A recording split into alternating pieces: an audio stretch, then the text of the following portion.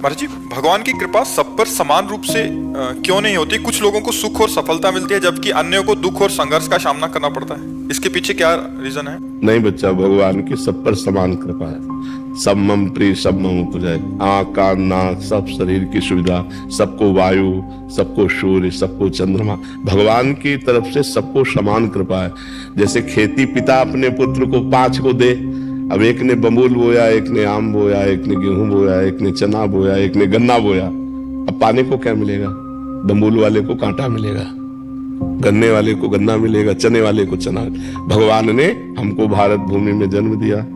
हमारे कर्म कैसे कैसे हो रहे हैं तो उनका फल कौन भोगेगा? गीता में भगवान कहते अवश्य में भोक्तव्यम कृतम कर्म शुभाशुभम। 100 रुपया पिता ने सबको दिया, अब एक ने शराब में उड़ा दिया, एक ने गंदी बातों में, एक फिल्म देखने में, एक जुए में, और एक ने जाके भगवान का काम किया। तो अलग अलग 100 रुपए सबको बराबर दिए, लेकिन अलग अलग होने के कारण 4 को दुख मिलेगा, 1 को सुख मिलेगा।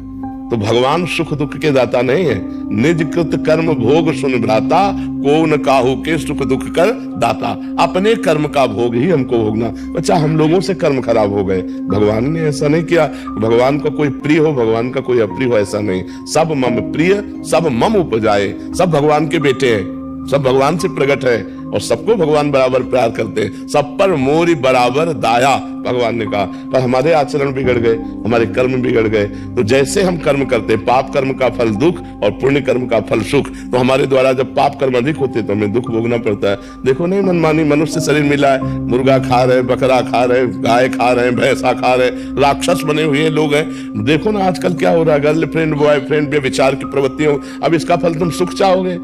करोगे व्यभिचार, करोगे व्यसन, करोगे हिंसा, खाओगे मांस मछली, इसका परिणाम सुख चाहोगे? नरक भोगोगे, यहाँ भी दुख भोगोगे, वहां भी दुख भोगोगे। संयम से चलो, ब्रह्मचर्य से रहो, शास्त्र स्वाध्याय करो, सत्संग सुनो, नाम जप करो, जीवों पर दया करो, दूसरों का मंगल करो, अभी आनंद आ जाएगा।